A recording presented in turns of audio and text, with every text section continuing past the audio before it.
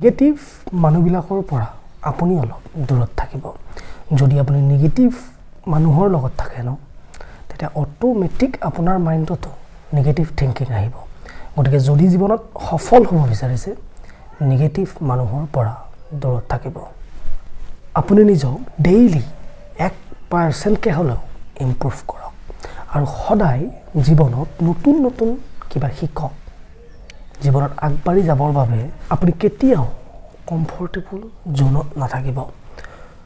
জীৱনত সফল হ'বৰ বাবে নিজৰ কমফৰ্টেবল জোনটো আজি ত্যাগ কৰক আৰু নিজৰ যিটো লক্ষ্য আছে সেই লক্ষ্যটো লিখি ৰাখক আৰু সদায় সেই লক্ষ্যত উপনীত হ'বৰ বাবে পৰিশ্ৰম কৰি গৈ থাকক আৰু সেই লক্ষ্যৰ পৰা নিজক কেতিয়াও পিছুৱাই নানিব।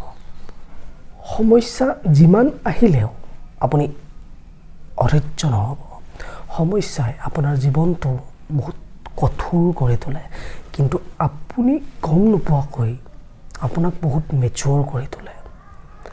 গতিকে সমস্যাত নহয়, সমস্যাটোৰ সমাধান কেনেকৈ কৰিব সেইটোত গুৰুত্ব দিয়ক।